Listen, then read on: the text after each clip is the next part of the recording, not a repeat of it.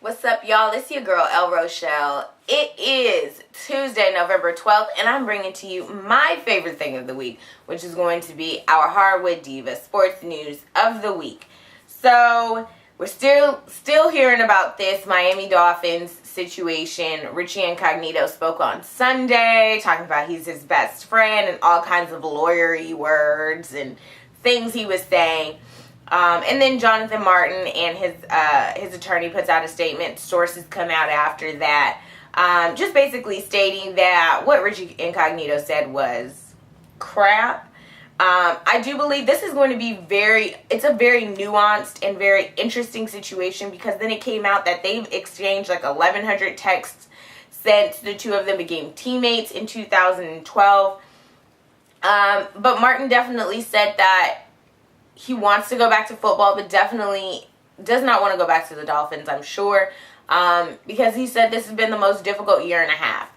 If you understand, I'm starting to hear more and more about this story just from more people that live in LA, because he is someone from LA. He grew up around a lot of people that were not gangsta or as grimy as some of those football players, especially football players that are coming from that Florida area. They don't have that same sort of background. He didn't have that background that they did. This is a Harvard educated family that he's in. And not just like mom and dad, but like literally 9 family members have gone on to Harvard. He lives in a very, nice part of town. Yes, the bad part of town is fairly close, but it's still a very sheltered area. And I think he just got tired of pretending. Sometimes you want to be the bad guy and just kind of be there and be aggressive and doing all this stuff. And I don't really think he was prepared for all that. So we're still listening, still hearing, still finding out. I don't think it's going to be a very black and white, no pun intended, issue. I think there's going to be some gray area. And then just finding out more about this NFL culture. One of the great things I saw, one of the best comments about it was from Brandon Marshall this week. And he talks about the fact that from a young age, we teach boys to not show emotion, not show their feelings, to, kind of buck up. Girls can cry, boys can't. You're supposed to kind of keep it all inside, and then you're using football to get that aggression out. And unfortunately, sometimes that aggression comes out even off the field when you're with your teammates. It gets a little crazy. It's full of bravado, full of testosterone, very masculine in a sense. And your masculinity is called into question sometimes if you're not as aggressive as other people are. So this is going to continue to come out and be even crazier than we found out before. The Dolphins owner, Stephen Ross, actually came out with a news conference yesterday saying they're going to have this leadership council with like former Dolphins, helping to improve the culture. It's getting crazy. It'll get crazier before it gets better. But this is definitely going to be something that I feel changes the culture of the NFL for a while. This is not just going to be the Dolphins. This is definitely going to affect more organizations. I see it coming down the line. Definitely more. So basketball news. Oh, well, actually, let's finish up with some football news. Both the Tampa Bay Buccaneers and the lovely Jacksonville Jaguars have bucked the trend. They are now 1-win teams, not 0-win teams anymore. 1-win teams. I thought Jacksonville would go 0-16, and Tampa Bay was proving that they wanted to do the same. But both of them this week, Tampa Bay was lucky enough to play the Miami Dolphins on a horrible week for the Dolphins. And for some reason, the Tennessee Titans just don't play very well versus the Jacksonville Jaguars. So there you have it. Both of those teams now have 1 win in 10 weeks. Awesome. Peyton Manning got hurt, but he doesn't want to tell anyone the extent of the injury because he doesn't want to give too much power to the injury report and give too much power to those folks in Vegas. But from everything we're hearing, he's going to probably play. It's ankle injury. Doesn't seem like it's too intense that it's going to keep him from playing, but we'll see.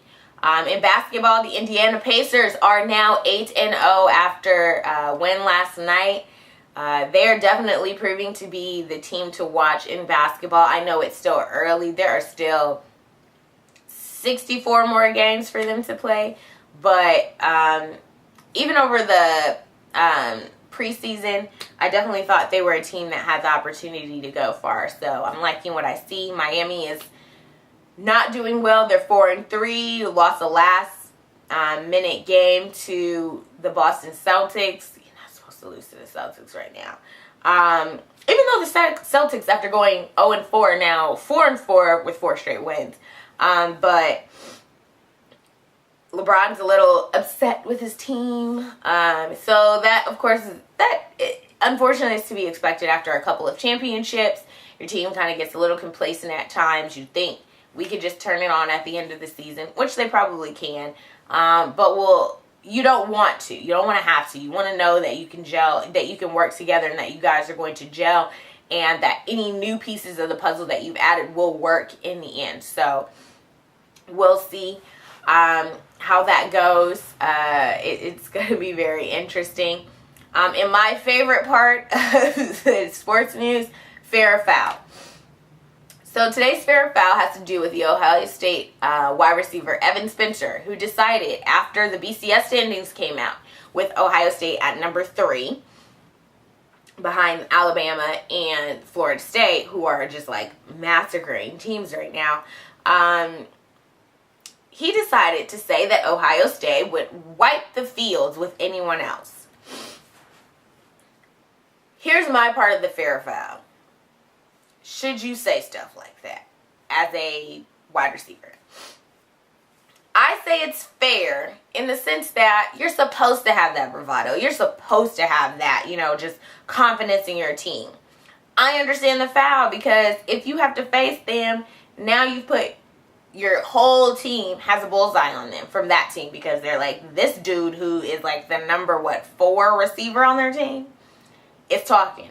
So let's show him what we about. I do believe he needs to be quiet because Ohio State plays no one of any importance.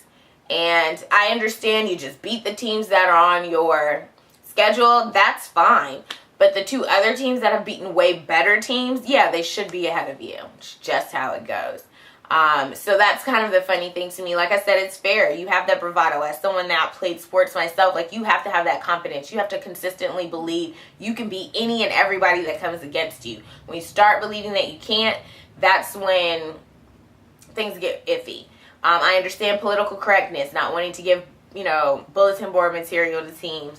But I also understand in that moment, especially when you're answering media questions, just be real. Let's be real. I think we gonna wipe the field with them. Can we? Probably not. But I'm gonna tell y'all that we can. So that's how I feel. But I think it's cool. I think you should be able to do that. Just, be kind of that, braggadocious. That's the side of, sports. You have that ultimate competitor in you. I can beat any and everybody. So I think it's fair. Let me know what you think down in the comments. That's it for our sports news of the week. If there's anything you want me to talk about next week, please hit me up in the comment section. I am more than happy to talk about whatever makes y'all happy. So let me know. Let me know what you think about these week's headlines, and I will holla at you later. Deuces.